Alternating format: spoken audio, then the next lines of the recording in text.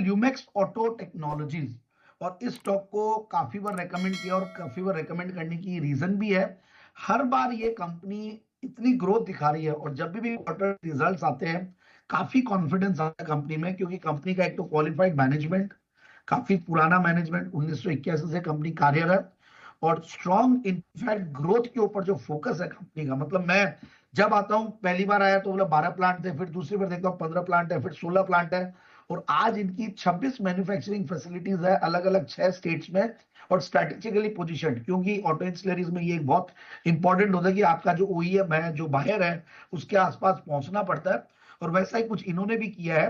तो ये लोग प्लास्टिक मोल्डेड पार्ट्स बनाते हैं, फ्रेम चेसिस बनाते हैं, और कुछ ऐसा है कि ईवी एग्नोस्टिक है कुछ चीजें इनकी, यही जो बढ़िया चीज है।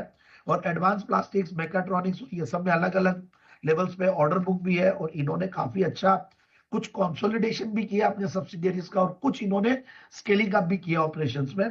ये सारी चीजें दिखती है। 9 करीब इनके ग्लोबल जेबीज है बड़े बड़े लीडर्स के साथ, और 20 से ज्यादा इनके अच्छे खासे long term relationship automotive sector में प्रोमिनेंट क्लाइंट्स के साथ, और 600 के लगभग चैनल पार्टनर्स हैं।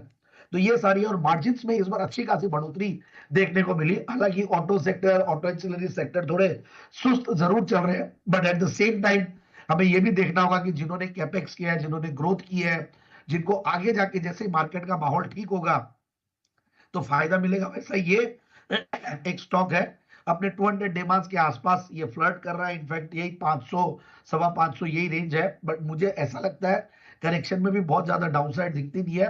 फंडामेंटल्स में भी अगर पी मल्टीपल्स देखें तो सस्ता है, ईवी बाई इबिटा में भी 9 टाइम्स सस्ता लगता है। रिटर्न ऑन कैपिटल एम्प्लॉयड 17-18% है। पिछले 3 साल में यही जो इन्होंने एक्सपेंशन किया, ग्रोथ लाई, नए प्लांट सेटअप किए, तो 36-37% की सेल्स की ग्रोथ है, 42% की पिछले 3 साल में प्रॉफिट की ग्रोथ है, और उससे भी बढ़िया जो मैं मार्जिन में देख रहा था, जो मतलब 8-9%, 10% के लगभग रहता था, इस बार इन्होंने करीब 12-13% के लगभग पोस्ट किया है। And quarterly results are also very good. पहली बार 50 मतलब 38 करोड़ का पैट था, उसके सामने 52 करोड़ का पैट सितंबर में। सो ओवरऑल एक स्ट्रॉन्ग क्रेडिट वाली, स्ट्रॉन्ग पेडिग्री वाली, और स्ट्रॉन्ग ग्रोथ देने वाली, और काफी फोकस्ड इनफैक्ट ऑन ग्रोथ।